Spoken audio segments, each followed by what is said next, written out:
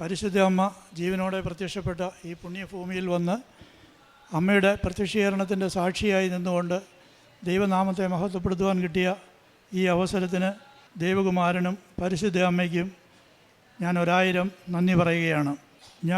എൻ്റെ പേര് Thomas Joseph. ഞാൻ സ്റ്റേറ്റ് ബാങ്ക് ഓഫ് ഇന്ത്യയിൽ നിന്ന് റിട്ടയർ ചെയ്ത ഒരു ഉദ്യോഗസ്ഥനാണ്.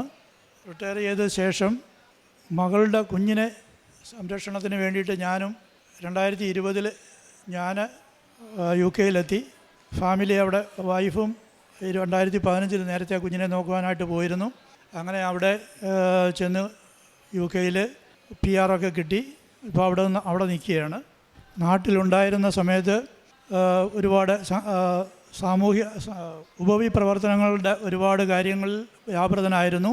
പക്ഷേ അന്നെല്ലാം ചെയ്തതെല്ലാം സൽപ്രവൃത്തികൾ മാത്രമായി, ദൈവനാമത്തെ മഹത്വപ്പെടുത്താതെയും ദൈവത്തിന് ഒന്നാം സ്ഥാനം കൊടുക്കാതെയുമാണ് അതെല്ലാം ചെയ്തു കൂട്ടിയത്. അതൊന്നും അതിനുള്ള അറിവൊന്നുമില്ലായിരുന്നു. അപ്പോൾ അത് കഴിഞ്ഞ് ഞാനിങ്ങനെ UK എനിക്ക് എൻ്റെ ജീവിതത്തിൽ ഒരുപാട് വ്യത്യസ്തമായ സാഹചര്യമായിരുന്നു. ആത്മീയ ജീവിതം അവിടെ ചെന്നപ്പോൾ എല്ലാ സാഹചര്യങ്ങളും മാറി. ആത്മീയ ജീവിതം വെറും പൂജ്യമായി. അപ്പോഴത്തേക്ക് ദുരിതങ്ങൾ ഓരോന്ന് എൻ്റെ ജീവിതത്തിലേക്ക് മഹാമാരി പോലെ കടന്നു വരാൻ തുടങ്ങി. ഭാര്യയ്ക്കും അമ്മയ്ക്കും ഒരു ആക്സിഡൻറ്റ്, അതിൽ സീരിയസായ പരിക്കുകളുണ്ട്. അവരുടെ കാര്യങ്ങളൊക്കെ പറയാൻ ഇപ്പം അവരില്ലാത്തതുകൊണ്ട് പറയാൻ പറ്റുന്നില്ല. ഞാൻ പിന്നീട് ഒരു അവസരത്തിൽ പറയും.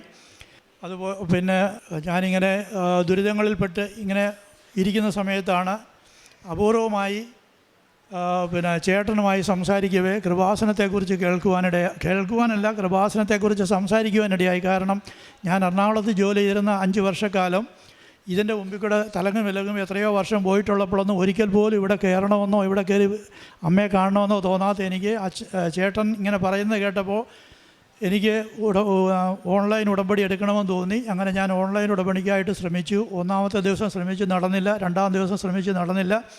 3-ാം ദിവസം, കാരണം ഈ ഓൺലൈനുമായി അത്ര വലിയ പരിചയക്കുറവുള്ളത് കൊണ്ടാണ്, 3-ാം ദിവസം വിജയിച്ചു. അന്നത്തെ പ്രത്യക്ഷീകരണ പ്രാർത്ഥനയിലാണ് ഞാൻ അറിയുന്നത് ഡിസംബർ 7 അമ്മ പ്രത്യക്ഷപ്പെട്ട ദിവസമായിരുന്നുവെന്ന്. എനിക്കത് ഭയങ്കരമായ ഒരു ഉത്സാഹവും ഉന്മേഷവും കിട്ടി. അങ്ങനെ ഞാൻ ഉടമ്പടിയിൽ വളരെ സീരിയസായി തുടങ്ങി. ഉടമ്പടിയിൽ ഞാൻ ചോദിച്ചത് എല്ലാം കിട്ടിയില്ലെങ്കിലും ചോദിച്ചതും എനിക്ക് വേണ്ടതെല്ലാം കൂടാതെ എനിക്ക് അർഹതയില്ലാത്തതുപോലും ദൈവം തന്ന് സമൃദ്ധമായി എന്നെ അനുഗ്രഹിച്ചു എന്നുള്ളതാണ് എനിക്ക് നിങ്ങളോട് പറയുവാനുള്ള എൻ്റെ സാക്ഷ്യം. എനിക്ക് കഴുത്തിൻ്റെ പുറകിൽ 25 വർഷമായി ഒരു വലിയ തടിപ്പും അതൊരു മുഴ പോലെയായി. അത് ഞാൻ അസ്വസ്ഥതകളൊന്നും വേദനയോ കാര്യങ്ങളോ ഒന്നും ഇല്ലാത്തതുകൊണ്ട് ഞാനൊന്നും ഗവനിച്ചില്ല. പക്ഷേ ഞാൻ ഉടമ്പടി എടുത്ത ശേഷം തൈലവും ഉപ്പും സ്ഥിരമായി ഉപയോഗിച്ച് പ്രാർത്ഥിക്കുകയും വീട്ടിലുള്ളവർക്കും അല്ലാത്തവർക്കും വെളിയിലുള്ള നമ്മുടെ മക്കളും ഒക്കെ അവിടെ ഉണ്ട്. അപ്പോൾ അവർക്കൊക്കെ വേണ്ടിയും തൈലം തേച്ച് പ്രാർത്ഥിക്കുന്ന കൂട്ടത്തിൽ ഞാൻ പ്രാർത്ഥിക്കുമായിരുന്നു. എന്നാണെന്നോ എപ്പോഴാണെന്നോ എനിക്കറിയത്തില്ല, അത് പൂർണ്ണമായും മാറിക്കിട്ടിയിട്ടുണ്ട്. അതുപോലെ തന്നെ ജനനം മുതൽ എന്നോട് കൂടെ എൻ്റെ സന്തത സഹചാരിയായി ഉണ്ടായിരുന്ന എൻ്റെ ഡ്രൈ സ്കിന്നിൻ്റെ അലർജി, അത് എനിക്ക് ഒരുപാട് ദുരിതങ്ങൾ ഉണ്ടാക്കിയിട്ടുണ്ടായിരുന്നു. അമ്മയുടെ പ്രചോദനമനുസരിച്ച് ഒരു തൈലം എനിക്ക് കിട്ടി. തൈലം ഉപയോഗിച്ച് പ്രാർത്ഥിക്കുകയും തൈലം തേക്കുകയും ഒക്കെ ചെയ്യുമായിരുന്നു. ഈ ക്രീമും കൂടെ തേച്ച്, അമ്മയുടെ നാമത്തിൽ ആ ക്രീമും കൂടെ തേച്ച് പ്രാർത്ഥിച്ചതിൻ്റെ ഫലമായിട്ടായിരിക്കും അത് 68 വർഷമായ ആ അസ്വസ്ഥത എന്നിൽ നിന്ന് മാറിപ്പോയി എന്ന് പറഞ്ഞാൽ അത് അമ്മയുടെ ഇടപെടലാണെന്ന് മാത്രമേ എനിക്ക് പറയുവാൻ പറ്റുകയുള്ളൂ. എനിക്ക് കിട്ടിയ അനുഗ്രഹങ്ങളുടെ കണക്ക് പറയുമ്പോൾ, എനിക്ക് എറണാകുളത്തൊരു സ്ഥലമുണ്ടായിരുന്നു. അത് വിൽക്കാൻ വേണ്ടി വാങ്ങിച്ചിട്ടതായിരുന്നു. അത് വിൽക്കാനുള്ള ശ്രമങ്ങളൊന്നും നടന്നില്ല. കാരണം അതിനകത്ത് ഒരുപാട് പ്രതിസന്ധികളുണ്ടായിരുന്നു. അതിനിടയിലാണ് ഇടിവെട്ടിയേറ്റ് എൻ്റെ തലയിൽ പാമ്പ് കടിച്ചെന്ന് പറഞ്ഞാൽ 12 വർഷമായിട്ട് തണ്ണീർത്തട പ്രശ്നത്തിൽപ്പെട്ട് അത് കുരുങ്ങി. അപ്പോൾ പല ഓഫീസുകളും കയറി ഇറങ്ങിയെങ്കിലും ഒന്നും നടക്കുന്നില്ല. അവസാനം ഉടമ്പടി എടുത്ത് 1 മാസം കഴിഞ്ഞപ്പോൾ വേറെ ഫർദർ ഇടപെടലുകളൊന്നുമില്ലാതെ ലെറ്റർ വീട്ടിൽ വരിക, നിങ്ങളുടെ തണ്ണീർത്തട പ്രശ്നത്തിന് പരിഹാരമായി കരഭൂമിയാക്കി തരംമാറ്റം നടത്തിയെന്ന് പറഞ്ഞ് ലെറ്റർ വരുമ്പോഴാണ് അത് അമ്മയുടെ ഇടപെടൽ മാത്രമാണ്, വേറെ അതിനകത്ത് യാതൊന്നുമില്ല എന്നെനിക്ക് പൂർണ്ണ ബോധ്യമുണ്ട്. അതുപോലെ തന്നെ ഈ സ്ഥലം വാങ്ങിച്ചിട്ട് 22 വർഷം മുമ്പ് വാങ്ങിച്ചിട്ടതാണ്. അന്ന് മുതൽ അന്ന് ഫേസ് ലിഫ്റ്റ് ചെയ്യാൻ വേണ്ടി കുറച്ച് മണ്ണിറക്കി ലെവൽ ചെയ്യണമെന്നും ഫൗണ്ടേഷൻ കെട്ടി തിരിക്കണമെന്നും ഒക്കെയുള്ള ആഗ്രഹമുണ്ടായിരുന്നു. അവിടെ ഇത്തിരി അതിർത്തി തർക്കവും പ്രശ്നങ്ങളും കാരണം അതിനുള്ള ധൈര്യം എനിക്കില്ലായിരുന്നു. എന്തായാലും ഉടമ്പടി എടുത്തു കഴിഞ്ഞപ്പോൾ എനിക്കത് ചെയ്യണമെന്ന് തോന്നി. അത് ഞാനങ്ങനെ എൻ്റെ മകൻ്റെ ഒരു ഫാദറിനെ ഇടപെടുത്തി. അയാളൊരു ബ്രോക്കർ, ഒരു കോൺട്രാക്ടറോട് സംസാരിച്ച് പ്രശ്നമെല്ലാം സെറ്റിൽ ചെയ്തതനുസരിച്ച് ഞാൻ നാട്ടിൽ ചെന്നു. ഞാൻ വിചാരിച്ചൊരു 10-25 ലോഡ് മണ്ണിറക്കുമ്പോൾ അതിൻ്റെ പ്രശ്നം തീരുമെന്ന്. പക്ഷേ ഒരു സിനിമാ സ്റ്റൈലിൽ അത് എന്താ പറയുക, ഒരു യുദ്ധകാല അടിസ്ഥാനത്തിൽ നടക്കുന്നത് പോലെ ഒറ്റ ദിവസം കൊണ്ട് 86 ലോഡ് മണ്ണിറക്കി. അതേ ദിവസം തന്നെ അത് ലെവൽ ചെയ്യാനും തുടങ്ങി. 2-ാം ദിവസം ലെവൽ ചെയ്ത് തീർത്ത് 3-ാം ദിവസം വാനം മാന്തി ഫൗണ്ടേഷൻ കെട്ടി ഗേറ്റും വെച്ച് ഞങ്ങൾ അവിടെ നിന്ന് പോരുകയാണ്.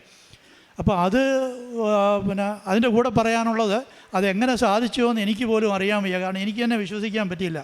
അന്ന് അവിടെ അപ്രതീക്ഷിതമായി 2 പേര് അവിടെ ഉണ്ടായിരുന്നു. അത് ഞാൻ എൻ്റെ മകൻ്റെ സുഹൃത്തിൻ്റെ അപ്പനും, അതുപോലെ തന്നെ ഈ കോൺട്രാക്ടർ ഒരു മില്യണയർ, അയാൾ അവിടെ ഒരിടത്തും സ്ഥലത്തൊന്നും പോകാത്തയാളാണ്. പക്ഷേ അന്ന് ലോറി വന്ന ആദ്യത്തെ 8 മണിക്ക് തന്നെ ഇയാളും അവിടെ, ഇവർ 2 പേരും അവിടെ എത്തി. 3 ദിവസവും ഇവരുടെ സാന്നിധ്യം അവിടെ ഉണ്ടായിരുന്നു. അവരുടെ സാന്നിധ്യം തന്നെ എല്ലാ പ്രശ്നങ്ങളും ഒഴിവാക്കി തന്നു.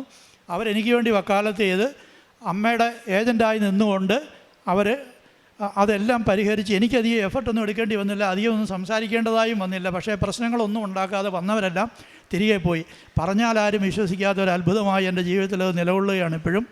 അതുപോലെ തന്നെ ഇതെങ്ങനെ സംഭവിച്ചു എന്ന് അവർക്കാർക്കും അവർ തന്നെ അങ്ങോട്ടും ഇങ്ങോട്ടും എല്ലാവരും ചോദിക്കുന്നു. പക്ഷേ എനിക്കറിയാവുള്ളൂ, നമുക്കല്ലേ അറിയാവുള്ളൂ പരിശുദ്ധ അമ്മ ഇടപെട്ടതാണെന്നും അമ്മയുടെ സാന്നിധ്യമായിരുന്നു അതെന്നും അതെനിക്ക് മാത്രമേ അറിയാൻ പറ്റുള്ളൂ. അങ്ങനെ അതാണ് ആ വലിയ ഒരു സാക്ഷ്യം എനിക്ക് പറയുവാനുള്ളത്.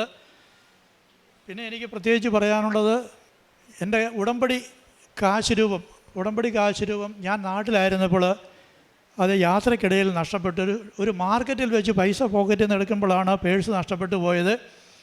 അപ്പോൾ അതിനകത്ത് പ്രാധാന്യമെന്ന് പറയുന്നത് ഉടമ്പടി കാശ് രൂപം അതിനകത്ത് ഉണ്ടായിരുന്നു എന്നുള്ളതാണ് പ്രശ്നം. വിലമതിക്കാനാവാത്ത കാശ് രൂപം, അത് നമ്മുടെ ഉടമ്പടിയുടെ ആധാരമാണെന്നൊക്കെ അച്ഛൻ പറയുന്നത് എനിക്ക് വളരെ ബോധ്യമുണ്ട്. അപ്പോൾ അത് നഷ്ടപ്പെട്ടു പോയതിൽ ഞാൻ അമ്മയോട് പ്രത്യേകം കരഞ്ഞ് പ്രാർത്ഥിച്ചു. അത് സൂക്ഷ്മമെന്ന് പറയട്ടെ, 5 ദിവസമായപ്പോൾ ഒരാൾ എന്നെ അവിചാരിതമായി ഫോൺ ചെയ്യുന്നു. ഞാൻ അന്ന് ഡോക്ടറെ കാണാൻ പോയതായിരുന്നു. ഒരു ഡോക്ടറെ കണ്ട ആ ഡോക്ടറുടെ ഫോൺ നമ്പർ ആ പേഴ്സിലുണ്ടായിരുന്നു. ആ പേഴ്സ് വെച്ച് ട്രേസ് ചെയ്തിട്ടാണ് അയാൾ എന്നെ വിളിക്കുന്നത്. അങ്ങനെ അയാൾ വിളിച്ചു, ഇങ്ങനെ എന്തെങ്കിലും നഷ്ടപ്പെട്ടു പോയിട്ടുണ്ടോ എന്നൊക്കെ ചോദിച്ചു. അത് ഞാൻ പറഞ്ഞു, ഇങ്ങനെ കാര്യങ്ങളൊക്കെ പറഞ്ഞു വന്നു കഴിഞ്ഞപ്പോൾ അതിലെ അത്ഭുതമെന്ന് പറയുന്ന അമ്മയുടെ ഇടപെടലെന്ന് പറയണത്, അത് എടുത്തയാൾ ആ മാർക്കറ്റിലെ ഒരു തൂപ്പുകാരൻ, പാവപ്പെട്ടവൻ, അവനെന്തോ അമ്മ ബുദ്ധി തോന്നിച്ച് അതിനകത്ത് കുറച്ച് പൗണ്ടൊക്കെ ഉണ്ടായിരുന്നു, ATM കാർഡും ഒക്കെ ഉണ്ടായിരുന്നു. പക്ഷേ അതൊക്കെ അവന് വേണമെങ്കിൽ എടുക്കാമായിരുന്നു. അവനൊന്നും എടുത്തില്ല. അവൻ്റെ ഒരു സുഹൃത്തിനെ അതുപോലെ ഏൽപ്പിച്ച് കാര്യങ്ങൾ പറഞ്ഞു. ആ സുഹൃത്താണ് എന്നെ വിളിക്കുന്നത്. പറഞ്ഞു വന്നപ്പോൾ ഇവർ 2 പേരും എൻ്റെ വീടിനോട്, കൊല്ലത്ത് ഞാൻ താമസിക്കുന്ന വീടിനോട് അധികം ദൂരമല്ലാത്ത ഒരു സ്ഥലത്ത് താമസിക്കുന്നവരും എന്നെ നേരിട്ട് കണ്ടാലറിയാവുന്നവരുമായിരുന്നു എന്ന് ബോധ്യമായി. അതൊരു ഭയങ്കരമായ അത്ഭുതം, അമ്മയുടെ ഇടപെടലാണ് എന്നല്ലാതെ എനിക്കൊന്നും പറയാൻ പറ്റുന്നില്ല. അത് പിന്നെ ഞാനിപ്പോൾ UK 2020 UK പോയത്. എനിക്ക് മുൻപേ അവിടെ ഉണ്ടായിരുന്നവരും അവിടെ ജോലി ചെയ്യുന്നവരും ഒക്കെ ആയിട്ട് PR-ന് ആപ്ലിക്കേഷൻ കൊടുത്തിട്ട് വിഷമിച്ചിരിക്കുന്ന ഒരുപാട് പേരെ എനിക്കറിയാം. ഒരുപാട് പേരൊന്നും ഇല്ല, 3-4 പേരെ എനിക്കറിയാം. അങ്ങനെ പക്ഷേ അവരുടെ കൂട്ടത്തിൽ 2020 ചെന്ന് പ്രത്യേകിച്ച് പിന്നെ രേഖകളൊന്നും ഇല്ലാതെ തന്നെ നോർമൽ കാര്യങ്ങളൊക്കെ വെച്ച് തന്നെ ആപ്ലിക്കേഷൻ കൊടുത്ത് കറക്റ്റ് 5 വർഷം തികയുന്ന അടുത്ത മാസം തന്നെ എനിക്ക് PR കിട്ടി. അത് അമ്മയുടെ ശക്തമായ ഇടപെടൽ കൊണ്ട് മാത്രമാണെന്ന് ഞാൻ ദീർഘമായി വിശ്വസിക്കുകയാണ്. പിന്നെ എനിക്ക് ഞാൻ നാട്ടിൽ നിന്ന് 20 പോയതല്ലേ ഉള്ളൂ എന്ന് പറഞ്ഞപ്പോൾ ബാങ്കിലെ കാര്യങ്ങളൊക്കെ ഉള്ളതുകൊണ്ട് ഇൻകം ടാക്സിൽ നിന്ന് ഡൽഹി ഓഫീസിൽ നിന്നൊരു സ്ട്രോങ് ലെറ്റർ വന്നു. ഒരു വലിയ തുക ഒന്നിച്ച് അടയ്ക്കണമെന്നും ഫൈനായിട്ട് അടയ്ക്കണമെന്നും പറഞ്ഞുകൊണ്ട്. അപ്പോൾ ഞാൻ ടാക്സ് റിട്ടേണൊന്നും 4-5 വർഷമായി ഫയൽ ചെയ്യാറില്ലായിരുന്നു. അപ്പോൾ ഇങ്ങനെ ഞാനൊരു ചാർട്ടേഡ് അക്കൗണ്ടൻറ്റിനെ കണ്ടു. അയാൾ അത് പുട്ടപ്പ് ചെയ്തു, ആപ്ലിക്കേഷൻ അയച്ചു. എന്തായാലും അമ്മ ഇടപെട്ടു എന്ന് പറയട്ടെ. എനിക്ക് ഒരു ഫൈനും അടയ്ക്കേണ്ടി വന്നില്ല എന്ന് മാത്രമല്ല, എൻ്റെ കയ്യിൽ നിന്ന് പിടിച്ച ആ തുകകളെല്ലാം അതുപോലെ എനിക്ക് റീഫണ്ട് ചെയ്ത് തിരിച്ചു കിട്ടി എന്നുള്ളതാണ്. അതും അമ്മയുടെ ശക്തമായ ഇടപെടലാണ് എന്നെനിക്ക് പൂർണ്ണമായ ബോധ്യമുണ്ട്. ആത്മീയ ജീവിതത്തിലേക്ക് വരുമ്പോൾ പ്രേക്ഷിത പ്രവർത്തനത്തിൻ്റെ കാര്യത്തിൽ ഞാൻ പത്രങ്ങൾ അവിടെ കൊടുക്കാനുള്ള ചില പ്രായോഗിക പ്രശ്നങ്ങളുണ്ട്. അതുകൊണ്ടിട്ട് നാട്ടിൽ വരുമ്പോഴാണ് പത്രം കൊടുക്കുന്നത്. അങ്ങനെ ഇപ്പോൾ ഇവിടെ 4 വട്ടം വന്നു. 4 വട്ടമായിട്ട് 12 കെട്ട് പത്രം കിട്ടി. പിന്നെ കുരിശടിയിൽ ഇരുന്ന ഒരു 3 കെട്ട് പത്രവും കൂടെ കൂടി 15 കെട്ട് പത്രം മാത്രമേ എനിക്ക് കൊടുക്കാൻ പറ്റുകയുള്ളൂ. സന്ദർശനങ്ങളുടെ കാര്യത്തിലും അവിടെ ബുദ്ധിമുട്ടുകളുണ്ട്. അതുകൊണ്ട് നാട്ടിൽ വരുമ്പോഴാണ് സന്ദർശനം നടത്താറുള്ളത്. ഇതിനിടയ്ക്ക് ഞാൻ പറയാൻ വിട്ടുപോയൊരു കാര്യമുണ്ട്. ഞാൻ ഓൺലൈൻ ഉടമ്പടി എടുത്ത കാര്യം അത് പിന്നെ ഒരു 3 മാസം കഴിഞ്ഞ് പുതുക്കി. അത് കഴിഞ്ഞിട്ട് പിന്നെ എനിക്ക് ഒരു ഭയങ്കരമായ ഉൾപ്രേരണ ഉണ്ടായി. തീർത്ഥാടന ഉടമ്പടി എടുക്കണമെന്ന് തോന്നി. അങ്ങനെ എന്നെ ആരോ തള്ളുന്നത് പോലെ എനിക്ക് തോന്നി. അത് അമ്മ തന്നെയായിരുന്നു. അങ്ങനെ ഞാൻ വന്നു. ഒരു ഒറ്റയാഴ്ച കൊണ്ട് പ്ലാൻ ചെയ്തു ഇവിടെ വന്ന് തീർത്ഥാടന ഉടമ്പടി എടുത്ത് പത്രവും എറണാകുളത്ത് കൊണ്ട് കൊടുത്ത് തിരികെ വണ്ടി കയറി. അതിനുശേഷം 2024 ഞാനും എൻ്റെ ഭാര്യയും മക്കളുമായി വന്ന് 5 പേരും കൂടി ഇവിടെ വന്ന് അമ്മയെ കണ്ട് പ്രാർത്ഥിച്ചു പോയി. അതിനുശേഷം 2025 തന്നെ വീണ്ടും ഞാൻ ഒറ്റയ്ക്ക് വന്ന് ഇവിടെ വന്ന് അച്ഛനെ കണ്ടു. നേരത്തെ അച്ഛനെ വന്ന് മോൾക്ക് അച്ഛനെ കൊണ്ട് പ്രാർത്ഥിച്ചിട്ടാണ് പോയത്. ഞാൻ ഒറ്റയ്ക്ക് വന്നപ്പോഴും അച്ഛൻ്റെ ബ്ലെസ്സിങ് വാങ്ങിച്ചിട്ടാണ് പോയത്. അങ്ങനെ അച്ഛൻ്റെ ബ്ലെസ്സിങ്ങിൻ്റെ ഈ വസ്തുവിൻ്റെ കാര്യത്തിൽ അച്ഛൻ്റെ ബ്ലെസ്സിങ് ഉണ്ടായിരുന്നു. അതുകൊണ്ടാണ് അച്ഛൻ തന്ന കാശുരൂപവും ഉപ്പും കൊണ്ട് അവിടെയിട്ട് വിശ്വാസ പ്രമാണം ചൊല്ലി പ്രാർത്ഥിച്ചതിൻ്റെ ഫലമായിട്ടാണ് ഈ പറഞ്ഞ അത്ഭുതങ്ങളെല്ലാം അവിടെ നടന്നത്. അതായത് തണ്ണീർത്തട പ്രശ്നത്തിൻ്റെ പരിഹാരവും പിന്നെ ലെവലിങ്ങിൻ്റെയും ഫൗണ്ടേഷൻ കെട്ടുന്നതിൻ്റെയൊക്കെ പരിഹാരം ഉണ്ടായത് അതാണ്. അല്ലാതെ അതിനു മുമ്പ് എനിക്കത് ചെയ്യണമെന്ന് ഭയമായിരുന്നു. അതിന് ശേഷമാണ് അതിനുള്ള ധൈര്യമെല്ലാം എനിക്ക് കിട്ടിയത്. പിന്നെ സന്ദർശനങ്ങൾ ഇവിടെ വരുമ്പോഴാണ് ചെയ്യുന്നത്. കഴിവതും രോഗികളെയൊക്കെ പണ്ട് ഞാൻ ഇഷ്ടം പോലെ ചെയ്തുകൊണ്ടിരുന്നതാണ്. എൻ്റെ ഒരു ദിനചര്യ തന്നെയായിരുന്നു അത്. അതുപോലെ ഇപ്പോഴും ഇവിടെ വരുമ്പോഴും കഴിയുന്നിടത്തോളം സന്ദർശനങ്ങൾ നടത്താറുണ്ട്. കുടുംബ പ്രാർത്ഥനകളിൽ വളരെ തീക്ഷ്ണതയോടുകൂടി പ്രാർത്ഥന നടത്തുന്നുണ്ട്. അതുപോലെ തന്നെ പിന്നെ ഇടവേളകളിൽ ജപമാല ചെല്ലാറുണ്ട്. യാത്ര കൊച്ചിനെ കൊണ്ട് സ്കൂളിൽ പോവുകയും തിരികെ വരികയും ചെയ്യുന്ന സമയത്ത് യാത്രാവേളകൾ ജപമാല ചെല്ലാറുണ്ട്. ദിവസം ആവറേജ് 3-4 ജപമാല സമയം പോലെ ചെല്ലാൻ അവസരം കിട്ടുന്നുണ്ട്.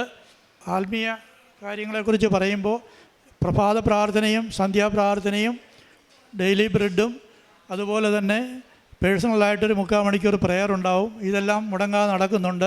ചൊവ്വാഴ്ചത്തെ ഉടമ്പടി ധ്യാനം ഒന്നുപോലും മുടങ്ങാതെ, തിങ്കൾ ശനി ധ്യാനങ്ങളും മറ്റെല്ലാ ദിവസങ്ങളിലെ ആരാധന അച്ഛൻ്റെ പ്രസംഗവും ഒന്നും പോലും മുടങ്ങാതെ ഇത്രയും കാലം ചെയ്യുന്നുണ്ടായിരുന്നു. അതുപോലെ തന്നെ ബൈബിള് നിർബന്ധമായും 1/2 മണിക്കൂർ വായിക്കാറുണ്ട്. ഒരു ദിവസം ഫാസ്റ്റ് ചെയ്യണമെന്നതിന് ഒരു നേരത്തെ ആഹാരം വർജിക്കുന്നതിന് പോലെ എല്ലാ ദിവസവും ഞാനും ഭാര്യയും 7 ദിവസവും ഫാസ്റ്റ് ചെയ്യാറുണ്ടായിരുന്നു. ഗലാത്യ 5:19 പ്രകാരം ജീവിതത്തിൽ ക്രമീകരണങ്ങൾ വരുത്തുവാനായി അവന് വഴിയൊരുക്കുവാൻ എൻ്റെ വഴികൾ നേരെയാക്കുകയും വെട്ടിച്ചുരുക്കുകയും ഒക്കെ ചെയ്യുമായിരുന്നു. അങ്ങനെ എൻ്റെ പുറംകുപ്പായം ഞാൻ ഊരി കഴുകി വെടിപ്പാക്കി വിവാഹ വസ്ത്രം തയ്യാറാക്കാനുള്ള തയ്യാറെടുപ്പുകൾ തുടങ്ങി. ഒരിക്കലും ഭയങ്കരമായ 2 ദർശനമുണ്ടായി. അതായത് ഒരു റീവാലുവേഷൻ എക്സാം നടത്തിയതും അതുപോലെ തന്നെ പിന്നെ ഉന്നതനായ ഒരാൾ വന്ന് എൻ്റെ ഫയലുകളെല്ലാം പോക്കുവരവ് ചെയ്യുന്നതായിട്ട് ഉണ്ടായി. എന്താണെന്ന് എനിക്കൊരു പിടിയും കിട്ടിയില്ല. അങ്ങനെ ഇരുന്നപ്പോഴാണ് അപ്രതീക്ഷിതമായി അച്ഛൻ്റെ റൈറ്റ് ഓഫ് ആൻഡ് റീഫണ്ട് എന്ന് പറയുന്ന സബ്ജക്റ്റിനെ കുറിച്ച് അച്ഛൻ പ്രസംഗിക്കവേ അപ്പസ്തോല പ്രവർത്തനങ്ങൾ 17:30 അജ്ഞതയുടെ കാലം ദൈവം കണക്കിലെടുക്കുന്നില്ല എന്നും യേശയ്യ 43:18 കഴിഞ്ഞതെല്ലാം മറന്നേക്കും, ഇതാ ഞാനൊരു പുതിയ കാര്യം ചെയ്യാൻ പോകുന്നു എന്ന് പറഞ്ഞതും, അതുപോലെ തന്നെ ജോയൽ 2:14 ഞാൻ ഭൂമിയിൽ സമൃദ്ധമായി മഴ പെയ്യ്ക്കും, നിൻ്റെ മെതിക്കളത്തിൽ ധാന്യങ്ങൾ നിറയും, നിൻ്റെ ചക്കിൽ വീഞ്ഞും എണ്ണയും കവിഞ്ഞൊഴുകും, നിൻ്റെ ദേശം ഞാൻ സമൃദ്ധമായി അനുഗ്രഹിക്കുമെന്ന് പറയുന്ന ആ ഭാഗം അതെല്ലാം കൂടെ കൂട്ടി വായിച്ചു. അച്ഛൻ അതോടെ കൂട്ടിച്ചേർത്ത് ഉടമ്പടി പാപത്തെ ഫോക്കസ് ചെയ്യുന്നില്ല, അനുതാപത്തെയാണ് ഫോക്കസ് ചെയ്യുന്നത്. അപ്പോൾ ഇതെല്ലാം കൂടെ കൂട്ടി വായിച്ചപ്പോൾ എനിക്ക് ഭയങ്കര ഉന്മേഷമായി. 23 വർഷക്കാലം ഞാൻ സൽപ്രവർത്തികളുടെ പേരിൽ ചെയ്തു കൂട്ടിയ ദൈവവേലയുടെ നഷ്ടപ്പെടുത്തി കളഞ്ഞ ദൈവകൃപ, കരുണാമയനായ ദൈവം എനിക്ക് തിരികെ തരുമല്ലോ എന്നുള്ളൊരു ഉണർത്തുപാട്ട് എനിക്കുണ്ടായി. അത് എൻ്റെ ജീവിതത്തിലാകപ്പാടെ വല്ലാത്തൊരു കോളിളക്കമുണ്ടാക്കി. അത് അനുതാപത്തിലേക്ക് നയിച്ചു. ഹോസിയ പ്രവാചകൻ 11:3 പ്രകാരവും നഷ്ടപ്പെട്ടു പോയ ആടിനെ തോളേറ്റി വരുന്ന ഇടയൻ്റെ ചിത്രവും ധൂർത്തപുത്രനെ സ്വീകരിക്കുവാൻ കൊഴുത്ത കാളയെ കൊന്ന് വിരുന്നൊരുക്കിയ സ്നേഹപിതാവിൻ്റെ ചിത്രവും 1:99 വലുതാണെന്ന് പഠിപ്പിക്കുന്ന തച്ചൻ്റെ ശാസ്ത്രവും എല്ലാം കൂടി ചേർത്ത് വായിച്ചപ്പോൾ എനിക്ക് എൻ്റെ കണ്ണുകളെ വല്ലാതെ ഈർന്നണിഞ്ഞു. അത് എന്നെ ഭയങ്കരമായ ഭാവിയിലേക്ക് നടത്തി. അതുപോലെ തന്നെ എൻ്റെ വചനത്തിൽ എനിക്ക് പ്രചോദനം നൽകിക്കൊണ്ട് അച്ഛൻ്റെ ചില അച്ഛൻ ഡോക്ടർ VP ജോസഫ് ആയതുകൊണ്ടായിരിക്കും ഈ ഭയങ്കരമായ ശക്തമായ ആൻറ്റിബയോട്ടിക്സ് പ്രയോഗിക്കാറുണ്ട്. അത് ദുരിതങ്ങൾ എനിക്ക് ഉപകാരമായി. അതുപോലെ തന്നെ കഷ്ടതകൾ നിസ്സാരമാണ്. എന്നോടുകൂടി ശേഖരിക്കാത്തവൻ ചിതറിച്ച് കളയുന്നു. കൃപ പേയ്മെൻറ്റ് സീറ്റാണ്. ബൈബിൾ വെറുതെ വായിക്കാനുള്ളതല്ല. ഉടമ്പടി ഭാഷയിൽ സമയമായില്ല എന്ന് പറഞ്ഞാൽ സമയം കഴിഞ്ഞിട്ടില്ല എന്നാണ് അർത്ഥം. ഇങ്ങനെ ചില ആൻറ്റിബയോട്ടിക് പ്രയോഗങ്ങൾ ഏത് ഉടമ്പടി എടുത്ത് ലാഗ് ചെയ്യുന്നവരെ സംബന്ധിച്ചിടത്തോളം പ്രചോദനകരമാകും എന്ന് തന്നെയാണ് എൻ്റെ ഒരു കാര്യം. പിന്നെ കാരുണ്യ പ്രവൃത്തികളിലേക്ക് വരുമ്പോൾ 28 വർഷമായി ഞാൻ പ്രവർത്തിച്ചിരുന്ന സംഘടന വഴി നാട്ടിൽ എന്നാൽ കഴിയുന്ന ഒരു വലിയ തുക സംഭാവനയായി എല്ലാ മാസവും നൽകാറുണ്ട്. അതിപ്പോഴും തുടരുന്നുണ്ട്. സ്പെഷ്യലായിട്ട് അതുകൂടാതെ റിക്വസ്റ്റുകൾ ഒരുപാട് വരാറുണ്ട്. പല ആവശ്യങ്ങൾ പറഞ്ഞുകൊണ്ട് അത് അർഹതമായ പരിഗണനയിൽ കൈകാര്യം ചെയ്യാറുണ്ട്. കൂടാതെ മാസം തോറും വിദ്യാഭ്യാസ സഹായമായും മരുന്നിനും കാര്യങ്ങൾക്കുമായും ഒക്കെ പല ആവശ്യങ്ങളും അറിഞ്ഞ് കഴിയുന്ന ഏറ്റവും വലിയ സഹായം ചെയ്ത് അവരെ സഹായിക്കുന്ന ഒരിതുണ്ട്. അതിലേറ്റവും എടുത്തു പറയാനുള്ളത്, ഞാൻ നാട്ടിലുണ്ടായിരുന്നപ്പോൾ ഒരു പാവപ്പെട്ടവർക്ക് വേണ്ടി ഉണ്ടാക്കിയ ഒരു പ്രസ്ഥാനമുണ്ട്. അത് 20 വർഷം കഴിഞ്ഞു. അപ്പോൾ 20 വർഷം അതിൻ്റെ ജീർണാവസ്ഥയിൽ അത് റിപ്പയർ ചെയ്യാൻ അവർക്ക് നിവൃത്തിയില്ലാതെ ഒരു അവസരം എന്നോട് പറഞ്ഞു. അങ്ങനെ ഞാനത് എൻ്റെ സുഹൃത്തുക്കൾ വഴിയും എൻ്റെ ബന്ധുക്കളും ഞാനും എൻ്റെ വീട്ടുകാരും ബന്ധുക്കളും സുഹൃത്തുക്കളും പിന്നെ അമേരിക്കയിലും ഗൾഫിലും ഒക്കെയുള്ള വളരെയൊക്കെ സമാഹരിച്ച് ഒരു 15 ലക്ഷം രൂപ സമാഹരിച്ച് നാട്ടിൽ കൊടുത്തു. അത് റിപ്പയർ ചെയ്തു. അതുമാത്രമല്ല, അവിടെ പരിശുദ്ധ അമ്മയുടെ ഒരു ഗ്രോട്ടോ സ്ഥാപിക്കാനുള്ള ദൈവാനുഗ്രഹവും കിട്ടി. അത് പിതാവ് വന്ന് വെഞ്ചരിച്ച് അവർക്ക് തുറന്നു കൊടുത്തു. അതിൻ്റെ അത് അവിടെ താമസിക്കുന്നവർക്കും വെളിയിൽ നിന്നൊക്കെ ആൾക്കാർ പ്രാർത്ഥിക്കാൻ വരുന്നുണ്ട്, അമ്മയെ വണങ്ങാൻ വരുന്നുണ്ട്. അവരുടെ എല്ലാം ഹൃദയങ്ങളിൽ അമ്മ ഈശോയ്ക്ക് ജന്മം കൊടുത്തുകൊണ്ടിരിക്കുകയാണ്. റാലി 2023 റാലിക്ക് വരണമെന്ന് എനിക്കൊരാഗ്രഹം ഉണ്ടായിരുന്നു.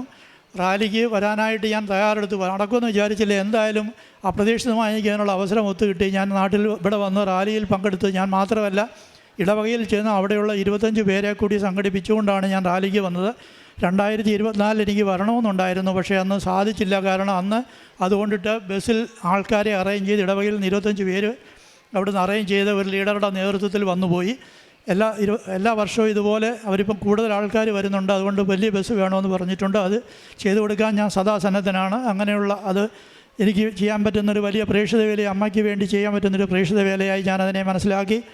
അത് അമ്മയുടെ മഹത്വത്തിനും സ്തുതിക്കുമായി ഞാനത് സമർപ്പിക്കുകയാണ്. ആത്മീയ ജീവിതം പറയാൻ മറന്നുപോയി.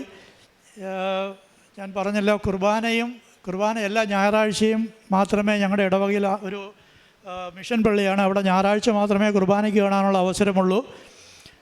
കുമ്പസാരവും അതുപോലെ തന്നെ സൗകര്യമായ ഇടവേളകളിൽ കഴിവതും നേരത്തെ ഏറ്റവും ഷോർട്ടായിട്ടുള്ള ഇടവേളകളിൽ കുമ്പസാരവും നടത്താറുണ്ട്.